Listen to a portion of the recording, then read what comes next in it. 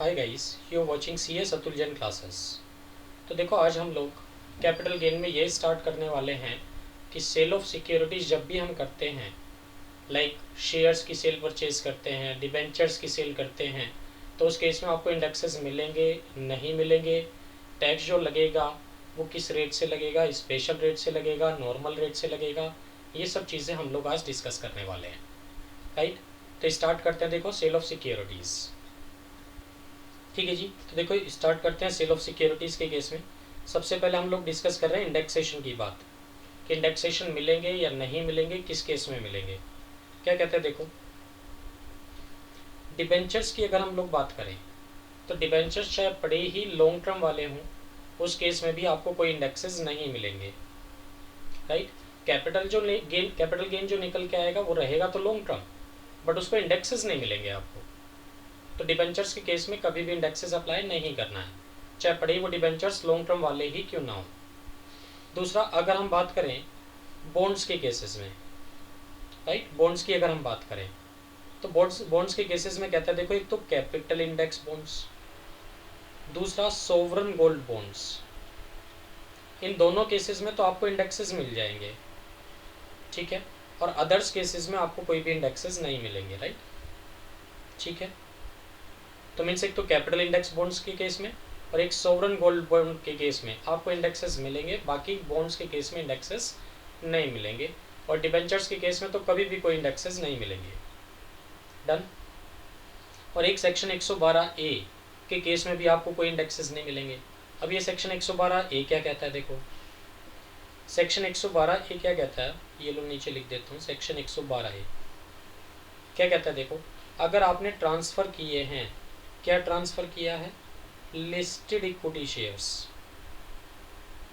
Listed equity share transfer किए हैं, provided आपने STT पे किया था एक्विजिशन के टाइम पे भी और ट्रांसफ़र के टाइम पे भी, तो हम आपको कोई भी इंडेक्सेस नहीं देंगे। इसी तरह से अगर units of equity oriented funds हैं या फिर यूनिट्स ऑफ बिजनेस ट्रस्ट हैं, प्रोवाइडेड उन पे भी आपने STT पे किया था on the date of transfer. Right, तो units of equity oriented fund के केस में at the time of purchase के टाइम पे STT पे करना ज़रूरी नहीं है। और अगर लिस्टेड इक्विटी शेयर की बात करें तो भैया at the time of purchase भी और at the time of sale भी, दोनों ही केसेस में आपने STT पे किया हो, तब आप सेक्शन 112A में फॉलो आउट करेंगे। राइट, और इक्विटी ओरिएंटेड फंड के केस में या यूनिट ऑफ बिजनेस ट्रस्ट के केस में आपने STT कब पे किया हो, ट्रांसफ़र के टाइम पे सिर्फ, एक्विजिशन के केस में साइलेंट है ये। ठीक, तो इस केस में आपको इंडेक्सेस नहीं मिलेंगे, और इंडेक्सेस नहीं मिलेंगे, और साथ में क्या कह रहा है, देखो कि अगर LTCG 1 लाख रुपए तक का है तो इसको एग्जेम्प्ट कर देना है। अगर LTCG 1 लाख रुपए तक का है तो एग्जेम्प्ट हो जाएगा, और अगर LTCG 1 लाख रुपए से ज़्यादा का है तो 10% टैक्स लगेगा। कौन कह रहा है ये बात, 112A। राइट, और इसी में एक सेकंड पार्ट और डिस्कस कर रहे हैं। देखो हम लोग transactions undertaken on a stock exchange located in international financial services centre, तो इस केस में भी आपको कोई भी इंडेक्सेस नहीं मिलेंगे। राइट, और यहाँ आपको टैक्स कितना देना है, 10%, अगर आपको कंसिडरेशन जो मिला है वो फॉरेन करेंसी में मिला हो, इवन दो STT पे ना भी किया हो आपने चाहे। राइट, STT आपने चाहे पे ना भी किया हो। ठीक है, तो सेक्शन 112 में दो चीज़ें कवर अप हो रही हैं, एक तो लिस्टेड इक्विटी शेयर्स था, listed equity shares and units of equity oriented fund, और साथ में क्या था, transaction undertaken on a stock exchange located in international financial services centre, ये दो चीज़ें कवर अप हो रही हैं। डन। और लिस्टेड इक्विटी शेयर के केस में क्या था कि purchase as well as sale दोनों टाइम पे आपने STT पे किया हो तो इंडेक्सेस नहीं मिलेंगे। राइट, और अगर ये LTCG 1 लाख रुपए तक है तो एग्जेम्प्ट हो जाएगा, 1 लाख से ज़्यादा का है तो 10% टैक्स देना पड़ेगा। ठीक है जी, ये था सेक्शन 112। अब हम आते हैं, देखो tax rate on capital gain, कि जो कैपिटल गेन होगा सेल ऑफ सिक्योरिटीज़ के केस में कितने कितने % टैक्स देना है उस पर आपको। तो टैक्स रेट्स की बात कर रहे हैं, कैपिटल गेन में टैक्स रेट कि टैक्स कितने % देना है आपको सेल ऑफ सिक्योरिटीज़ के केस में। तो देखो भाई, अगर टैक्स रेट की बात करें कैपिटल गेन पे टैक्स कितने % लगेगा, तो सबसे पहले अगर हम बात करें देखो STCG की, वो भी अंडर सेक्शन 111 है, टैक्स कितने % लगेगा, 15%। कब? Number 1, STCG on transfer of listed equity share, means आपने लिस्टेड इक्विटी शेयर ट्रांसफ़र किए हैं, या फिर units of equity oriented funds transfer किए हैं, या फिर units of business trust transfer किए हैं, right? If STT has been paid on such sale of securities, right, on such sale of shares या सिक्योरिटीज़। डन। तो क्या कहना चाह रहा है, सेक्शन 111 टैक्स 15% लगेगा कब? अगर STCG हुआ है किस चीज़ पे? Transfer of listed equity share पे, या फिर units of equity oriented funds पे, या फिर यूनिट ऑफ बिजनेस ट्रस्ट पे, प्रोवाइडेड आपने STT पे किया हो at the time of transfer of such securities. तो ऐसी सिक्योरिटीज़ पे अगर STCG होता है तो टैक्स कितने % देना है आपको? 15% देना है, राइट? और सेकंड केस क्या कहना चाह रहा है? ठीक है जी। और सेकंड केस में क्या कहना चाह रहा है, देखो, अगर STCG हुआ है from transactions in foreign currency on a recognised stock exchange located in international financial services centre, चाहे पड़ी STT आपने पे ना किया हो, ठीक है? तो इस केस में भी अगर STCG होता है तो टैक्स कितने % देना पड़ेगा आपको? 15%, राइट? तो STCG 111A में दो चीज़ें कवर अप हो रही हैं। नंबर 1, STCG हुआ किस चीज़ पे? Transfer of listed equity shares, या फिर units of equity oriented funds, या फिर units of business trust, provided transfer के टाइम पे आपने STT पे किया है। तो इस केस में अगर STCG होता है तो टैक्स कितना % देना है आपको? 15%। और दूसरा क्या है? STCG from transaction in foreign currency on a recognised stock exchange located in international financial services centre, चाहे पड़ी आपने STT पे ना किया हो। अब अगर हम LTCG की बात करें कि LTCG पे टैक्स कितने % लगेगा सेल ऑफ सिक्योरिटीज़ के केस में, तो देखो LTCG की अगर हम बात करें तो इसमें दो सेक्शन दिए हुए हैं। एक सेक्शन 112 है जो कि अभी हम लोगों ने पहले भी पढ़ा था, और दूसरा है सेक्शन 112। तो सेक्शन 112 है तो जो भी हम लोगों ने ऊपर पढ़ा था ना, ऑलरेडी डिस्कस्ड, ये वही वाला है। तो सेक्शन 112 में क्या था कि भाई आपने ट्रांसफ़र किया हो क्या चीज़? लिस्टेड इक्विटी शेयर, प्रोवाइडेड आपने STT पे किया हो कब? At the time of purchase भी और at the time of sale भी, या फिर ट्रांसफ़र किया हो units of equity oriented funds, या फिर business trust, provided STT pay किया on the date of transfer, right? और इस केस में हम लोग क्या पढ़ते थे ऊपर कि अगर 1 लाख रुपए तक का LTCG है तो भैया एग्जाम्प्ट हो जाएगा, और अगर 1 लाख रुपए से ज़्यादा का है तो टैक्स 10% देना पड़ेगा, और इंडेक्सेस तो नहीं मिलेंगे, है ना? वो याद रखना, ये लिखा भी है देखो ऊपर ही, नो इंडेक्सेस। और दूसरा ये भी हम लोगों ने देखो ऊपर ही पढ़ा था, transaction undertaken on stock exchange located in international financial services centre, indexes नहीं मिलेंगे चाहे पड़ी लॉन्ग टर्म क्यों ना हो, ठीक है? उस केस में भी आपको टैक्स कितना देना है? 10% देना है, प्रोवाइडेड कंसिडरेशन जो मिला हो आपको फॉरेन करेंसी में मिला हो, चाहे पड़ी आपने STT पे ना किया हो, राइट? तो यहाँ STT की रिक्वायरमेंट नहीं है। किस केस में? Transaction undertaken on stock exchange in international financial service centre के केस में। अब हम आते हैं सेक्शन 112, कहता है बाकी सब केसेस में क्या चलेगा जी? सेक्शन 112 चलेगा। और सेक्शन 112 क्या कहता है, इसको हम नेक्स्ट पेज पर डिस्कस कर रहे हैं, ठीक है? तो बाकी केसेस में क्या चल रहा है? LTCG के केस में दो ही चीज़ें हैं, या तो सेक्शन 112 है या सेक्शन 112। 112 कब चल रहा है? लिस्टेड इक्विटी शेयर बेचे हैं आपने, प्रोवाइडेड STT पेड हो at the time of purchase भी और सेल भी। तो 1 लाख तक का है तो एग्जाम्प्ट, 1 लाख से ज़्यादा का है तो टैक्स देना पड़ेगा 10%, इंडेक्सेस नहीं मिलेंगे। और सेक्शन 112 की बात करें तो अब नेक्स्ट पेज पे आ रहे हैं हम लोग। सेक्शन 112 में क्या कहता है, देखो सेक्शन 112, लो जी सेक्शन 112 की बात करते हैं। क्या कह रहा है सेक्शन 112 में देखो हमने इसको 3 पार्ट में बाइफरकेट कर दिया। अगर अनलिस्टेड सिक्योरिटीज़ हैं या फिर shares of a closely held companies हैं तो उस केस में तो क्या चलेगा? अगर आप नॉन कॉरपोरेट, नॉन रेजिडेंट या फॉरेन कंपनी हैं तो टैक्स आपको 10% देना है, वो भी विदाउट इंडेक्सेस, राइट? तो LTCG का केस है, बट अनलिस्टेड सिक्योरिटीज़ हैं या फिर क्लोजली हेल्ड कंपनी के शेयर्स हैं। और SSC कौन है यहाँ? नॉन कॉरपोरेट है या नॉन रेजिडेंट है या फॉरेन कंपनी है। तो उस केस में आपको टैक्स कितना देना है? 10% देना है, वो भी विदाउट इंडेक्सेस, इंडेक्सेस नहीं मिलेंगे। और अदर्स केसेस में 20% देना है विद इंडेक्सेशन बेनिफिट, ये भी याद रखना। तो यहाँ इंडेक्सेस भी मिलेंगे और ऑप्शन वाली बात नहीं है, या तो 10% या 20%। 10% केस वाले केस में फॉलो आउट कर रहे हो तो 10% ही देना है और इंडेक्सेस नहीं मिलेंगे। और दूसरे केस में क्या है, अदर्स केसेस में अदर एसएससीज जो बचे, अदर एसएससीज में कौन कौन बचा होगा, इनको छोड़ के जो हम लोगों ने यहाँ डिस्कस किया है ना, इनको छोड़ के जो बचा उनको कहाँ कवर अप किया हमने, देखो अदर एसएससीज में। तो उनको टैक्स 20% देना है। हाँ, वो इंडेक्सेशन का बेनिफिट भी ले सकते हैं। नेक्स्ट पॉइंट में अगर हम आए तो लिस्टेड सिक्योरिटीज़ की बात कर रहे हैं, अदर देन यूनिट और जीरो कूपन बॉन्ड को छोड़ के, राइट। लिस्टेड सिक्योरिटीज़ की बात कर रहा है अदर देन यूनिट्स को छोड़ के, या फिर जीरो कूपन बॉन्ड हो। जीरो कूपन बॉन्ड को छोड़ना नहीं है, कवर अप कर रहा है वो इसी में। तो दो चीज़ों की बात कर रहा है, लिस्टेड सिक्योरिटीज़ की और जीरो कूपन बॉन्ड की।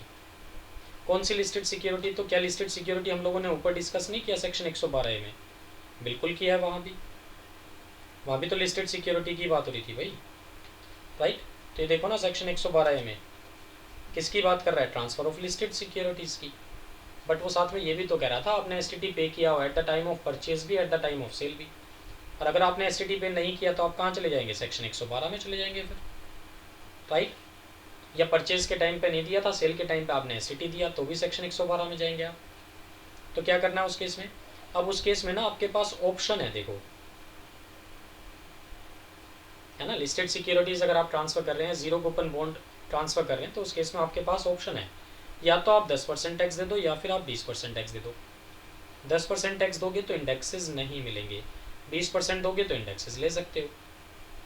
तो मीन्स यहाँ एसएससी के पास ऑप्शन है।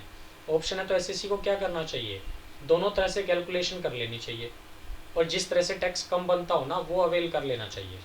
तो नीचे देखो लिखा भी है, whichever is more beneficial to the company, नहीं काट दिया मैंने कंपनी, टू द एसएससी कह सकते हैं आप। तो एसएससी के लिए जो भी फेवरेबल हो वो फॉलो कर सकता है, ऑप्शन है उसके पास। और बाकी सब केसेस में क्या चलेगा भाई, अदर्स केसेस में तो सीधे सीधे एलटीसीजी पे टैक्स 20% लगेगा, बस ये था। तो सेक्शन 112A भी डिस्कस कर लिया हमने, सेक्शन 112 भी डिस्कस कर लिया, और section 111A that is 111A भी डिस्कस कर लिया हम लोगों ने यहाँ। ये था indexation benefits on sale of securities and tax rate on capital gain, ठीक है। ठीक है जी। अब इसमें देखो एक छोटा सा कॉन्सेप्ट हम और डिस्कस कर रहे हैं कैपिटल गेन में, that is conversion of debentures और बॉन्ड्स इनटू शेयर्स। तो उस केस में कैपिटल गेन कैसे कैलकुलेट करना है ये और डिस्कस कर रहे हैं हम लोग, ठीक है जी। तो देखो बात करते हैं कन्वर्जन ऑफ डिबेंचर्स और बॉन्ड्स इनटू शेयर्स की। ये लो कन्वर्जन ऑफ डिबेंचर्स और बॉन्ड्स इनटू शेयर्स क्या कहता है, देखो सबसे पहली चीज़, ये कुछ पॉइंट्स हैं, इंपॉर्टेंट पॉइंट्स हैं याद रखने के लिए, ये आपको याद रखने पड़ेंगे। एक तो होल्डिंग पीरियड जो काउंट करेंगे ना आप, दोनों का काउंट करेंगे, बॉन्ड्स का भी शेयर्स का भी। तो कॉन्सेप्ट क्या है, देखो ये कॉन्सेप्ट में मैं ये कहना चाह रहा हूँ, आपने ना कुछ डिबेंचर्स खरीदे थे या फिर बॉन्ड्स खरीदे थे, फिर आपने क्या किया, इन डिबेंचर्स और बॉन्ड्स को ना शेयर्स में कन्वर्ट कर दिया, फिर इन शेयर्स को आपने क्या किया, सेल आउट कर दिया। तो कैपिटल गेन कैलकुलेट करना है, ठीक है। अब देखो जब ये डिबेंचर्स और बॉन्ड्स को आपने शेयर्स में कन्वर्ट किया, वैसे तो ये भी एक तरह से ट्रांसफर कहलाता है, ये भी एक तरह से ट्रांसफर कहलाता है, बट अभी आपको टैक्स नहीं देना है। टैक्स कब दोगे आप, जब ये कन्वर्टेड शेयर्स आप सेल आउट कर दोगे, राइट। तो जब ये शेयर्स बिक जाएंगे तब टैक्स लगेगा आपके ऊपर, ठीक है। तो कैलकुलेशन कैसे करेंगे कैपिटल गेन की, हम लोग ये यहाँ डिस्कस कर रहे हैं। सबसे पहली चीज़, होल्डिंग पीरियड दोनों का काउंट करना है, बॉन्ड्स का भी और शेयर्स का भी। इट मीन्स वो ये कहना चाह रहा है कि डिबेंचर्स जब आपने खरीदे थे यहीं से काउंट करना टाइम पीरियड, कहाँ तक, till the date such converted shares are sold, right. तो ये डिबेंचर्स और बॉन्ड्स को जब तक आपने शेयर्स में कन्वर्ट नहीं किया था तब तक का पीरियड भी, और शेयर्स में कन्वर्ट होने के बाद का पीरियड भी, दोनों को जोड़ के देखना है होल्डिंग पीरियड कि ये सिक्योरिटीज शॉर्ट टर्म वाले हैं या लॉन्ग टर्म वाले हैं, राइट। नेक्स्ट पॉइंट में आते हैं, year of transfer will be the year of conversion. तो ईयर ऑफ ट्रांसफर तो क्या रहेगा, जैसे मैंने अभी आपको बताया, जिस साल आपने इनको शेयर्स में कन्वर्ट किया है ना, जिस साल आपने इनको शेयर्स में कन्वर्ट किया, but tax will be calculated in the year in which such shares after conversion are sold, ठीक है। टैक्स कब लगेगा, जब ये शेयर्स आप बेचोगे एक्चुअल में, an index of the year of transfer किसका लेंगे आप, in which these shares are actually sold. ठीक है, तो ईयर ऑफ ट्रांसफर का इंडेक्स लेते हो ना ऊपर में आप, तो ये जो ईयर ऑफ ट्रांसफर का इंडेक्स है किस ईयर का लोगे, year in which such shares are sold. ठीक है, ईयर ऑफ कन्वर्जन का नहीं लेना है, ईयर ऑफ एक्चुअल सेल का लेना है। नेक्स्ट क्या कहता है थर्ड पॉइंट में, FMV on the date of conversion will be irrelevant, उससे हमें कोई मतलब नहीं है। और साथ में क्या कहता है फोर्थ पॉइंट में, cost of acquisition of share क्या लेके चलेंगे, will be the cost of acquisition of bonds और डिवेंचर्स। कहता है जो बॉन्ड्स और डिवेंचर्स का कॉस्ट ऑफ एक्विजिशन है वही कॉस्ट ऑफ एक्विजिशन हम किसका मान लेंगे, शेयर्स का मान लेंगे। राइट, अब एक क्वेश्चन लेते हैं जिससे ये आपको सिचुएशन क्रिस्टल क्लियर हो जाए। ठीक है जी, देखो क्वेश्चन डिस्कस करते हैं। Mister Ghotak purchased 500 partly convertible bonds. तो पार्टली कन्वर्टेबल बॉन्ड समझते हैं, पहले मैं इसी को एक्सप्लेन करता हूँ आपको। देखो ये जो बॉन्ड्स हैं 3 तरह के हो सकते हैं ना, एक एफसीडीज, एक पीसीडीज, एक एनसीडीज। एफसीडीज मतलब फुल्ली कन्वर्टेबल बॉन्ड्स या फुल्ली कन्वर्टेबल डिबेंचर्स भी कह सकते हैं। तो फुल्ली कन्वर्टेबल बॉन्ड्स की बात कर लो, ये लो बी लगा देता हूँ साथ में। तो फुल्ली कन्वर्टेबल बॉन्ड्स मतलब लाइक 100 रुपये का बॉन्ड है, तो अगर वो 100 रुपये के 100 रुपये आप कन्वर्ट करा सकते हैं किस में, शेयर्स में, तो that is called FCB. PCB का मतलब, तो मान लो 100 रुपये में से सिर्फ 60 रुपये तो कन्वर्टेबल हैं, मीन्स 60 रुपये सेक्रीफाइस करके तो आप उसको शेयर्स में कन्वर्ट करवा सकते हैं, बट जो 40 हैं वो नॉन कन्वर्टेबल हैं, मीन्स 40 रुपये के बॉन्ड तो आपको कम से कम रखने ही पड़ेंगे। और एनसीबी का मतलब नॉन कन्वर्टेबल बॉन्ड्स, मीन्स जो कन्वर्ट होंगे ही नहीं। ठीक है, तो यहाँ कौन से बॉन्ड्स खरीदे थे इन्होंने, पार्टली कन्वर्टेबल बॉन्ड्स खरीदे थे हम लोग लिमिटेड के। किस डेट को, 1 दिसंबर 2012 को। तो ये लो जी 1 दिसंबर 2012 को इन्होंने पीसीबीज खरीद लिए, पार्टली कन्वर्टेबल बॉन्ड्स। कितने रुपए के हिसाब से, एट द रेट ऑफ 600 पर बॉन्ड के हिसाब से। कितने खरीदे थे, 500 बॉन्ड्स खरीदे थे इन्होंने ये। ठीक है जी, अब उसके बाद क्या हुआ, इस 600 रुपये में से इन्होंने क्या किया, 1 दिसंबर 2018 को ना 600 रुपये में से 150 वाला पार्ट तो कन्वर्ट करा लिया, कन्वर्ट करा के शेयर्स ले लिए। ठीक है, और जो 450 वाला पार्ट है ये नॉन कन्वर्टेबल बॉन्ड्स बचे रह गए इनके पास, एनसीबीज बचे रह गए। राइट, तो 150 रुपये के बदले तो इन्होंने क्या किया, शेयर्स ले लिए। और कितने शेयर मिले, कहते हैं 500 शेयर ही मिले। ठीक है, 150 रुपये पर बॉन्ड सरेंडर करके क्या किया, शेयर इशू करा लिए। कितने शेयर मिले इनको, 500 शेयर, और 450 के नॉन कन्वर्टेबल बॉन्ड्स बचे रह गए इनके पास। उसके बाद हुआ क्या, देखो company allotted 500 share on this date, FMV on 1 December 2018। FMV भी बताई इन्होंने इस डेट की। एफएमवी कितना है जी इस डेट का, वो है आपका, देखते हैं जी, देखो कितना आ रहा है एफएमवी। एफएमवी है 220 रुपये पर शेयर के हिसाब से। चलो ठीक है ये भी। Mister Ghotak sold all the shares and bonds on 1 December 2020। अब मिस्टर घोटक ने क्या किया, ये सारे बॉन्ड्स और शेयर्स दोनों मिला के बेच दिए। तो इनके पास 450 रुपये वाले बॉन्ड्स बचे रह गए, कितने, 500। ये दोनों मिला के कब बेचे इन्होंने, 1 दिसंबर 2020 को, एट द रेट ऑफ ₹500 रुपये के हिसाब से। राइट, 500 रुपये पर शेयर है, और बॉन्ड्स के लिए बताया क्या अलग रेट कुछ, हाँ बॉन्ड 470 रुपये के हिसाब से। तो ठीक है जी, सुनो, ये जो इन्होंने बेचे हैं 500 रुपये पर शेयर के हिसाब से तो शेयर बेचे, और जो बॉन्ड्स बेचे ना वो बॉन्ड्स तो बेचे हैं एट द रेट ऑफ 470 पर बॉन्ड के हिसाब से। ठीक है, अब हमें इस पर कैपिटल गेन कैलकुलेट करना है। देखो कैसे कैलकुलेट करेंगे, तो देखो पहले हम शेयर्स की बात कर लेते हैं, फिर हम बॉन्ड्स की बात करेंगे। तो पहले तो देखो शेयर बेचे हैं 500 पर शेयर के हिसाब से, और कितने शेयर लॉट हुए थे इनको, 150 पर बॉन्ड सरेंडर करके 500 शेयर ही तो इनको रिसीव हुए थे। ठीक है, तो सेल कंसिडरेशन लिखो जी, देखो ये लो सेल कंसिडरेशन की अगर हम बात करें 500 शेयर बेचे जी 500 रुपये के हिसाब से 2,50,000 हो गया। अब कैपिटल गेन निकालते टाइम आप क्या करते हैं, सबसे पहले एक्सपेंसेस ऑन ट्रांसफर लेते हैं, जो कि इस केस में नहीं है, राइट। नंबर 2, अब इंडेक्स कॉस्ट ऑफ एक्विजिशन निकालना है। तो इंडेक्स कॉस्ट ऑफ एक्विजिशन में अब देखो इनके पास 500 शेयर थे, ठीक है, और जो कि 150 के हिसाब से कैलकुलेशन होगी, क्योंकि 150 सरेंडर करके, मतलब बॉन्ड्स की कॉस्ट कितनी थी 150, वो तो 150 सरेंडर करके तो इन्हें 500 शेयर मिले थे वो, ठीक है। तो एक बॉन्ड पे एक शेयर मिला था, तो 500 बॉन्ड पे 500 शेयर मिले थे 150 सरेंडर करके। तो 500 इंटू 150 इंटू 289 किस साल का इंडेक्स है, जिस साल शेयर्स बिके हैं, शेयर्स सोल्ड, और डिवाइडेड बाय 200 किस साल का इंडेक्स लेना है, ये डिनोमिनेटर 200 किस साल का ले रहे हो, year of acquisition of bonds.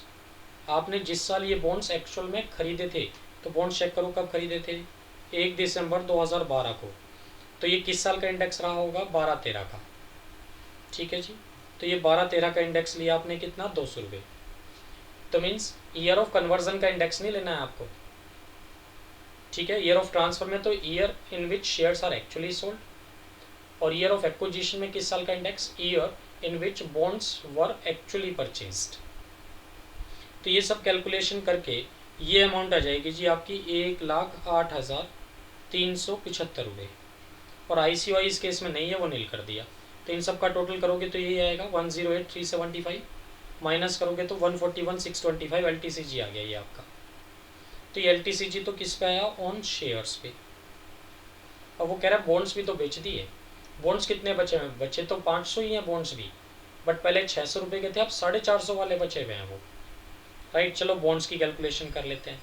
अब बॉन्ड्स की अगर आप बात करोगे तो देखो 500 बॉन्ड हैं, 470 के हिसाब से बेचे हैं, 2,35,000 माइनस एक्सपेंसेस ऑन ट्रांसफर ने, अब माइनस COA 500 रुपये था, खरीदे कितने में थे, 500 बॉन्ड्स थे ये आपके, खरीदे कितने के हिसाब से थे, 450 के हिसाब से, मतलब 600 का था, उसमें से 150 रुपये के बदले तो आपने शेयर ले लिए थे, तो मीन्स बॉन्ड्स की कॉस्ट तो 450 रह गई ना। और देखो एक खास बात और लिखी है मैंने, नो इंडेक्सेस। वैसे तो ये बॉन्ड्स लॉन्ग टर्म वाले हैं, बट बॉन्ड्स पे आपको इंडेक्सेस नहीं मिलते। हम लोगों ने पढ़ी थी ये बात, अभी किस सेक्शन में पढ़ी थी ये बात प्रोविजो 3 बोलता है, किसका, प्रोविजो 3 ऑफ सेक्शन 48 का। क्या बोलता है सेक्शन 48 का सब प्रोविजो 3, कहते हैं देखो बॉन्ड्स के केस में कोई इंडेक्सेस नहीं मिलेंगे, हाँ 2 बॉन्ड्स के केस में तो मिल सकते हैं। कौन कौन से बॉन्ड्स थे वो, एक तो कैपिटल इंडेक्स बॉन्ड्स और एक गोल्ड सोवरन बॉन्ड्स, इन 2 केसेस में तो इंडेक्सेस मिल जाते हैं, बाकी बॉन्ड्स के केस में कोई इंडेक्सेस नहीं मिलेंगे, चाहे पड़ी वो लॉन्ग टर्म वाले क्यों ना हो। तो इंडेक्सेस हमने नहीं दिया, देखो 500 इंटू 450 सीधे सीधे 225 किया, टोटल 225 माइनस किया, तो 235 माइनस 225 इज इक्वल टू 10,000 क्या आ गया, LTCG। मीन्स रहेगा तो LTCG ही, बट इंडेक्सेस नहीं मिलेंगे बॉन्ड्स के केस में, और शेयर्स के केस में तो आपको इंडेक्सेस मिलते हैं, वो हमने दे भी दिए।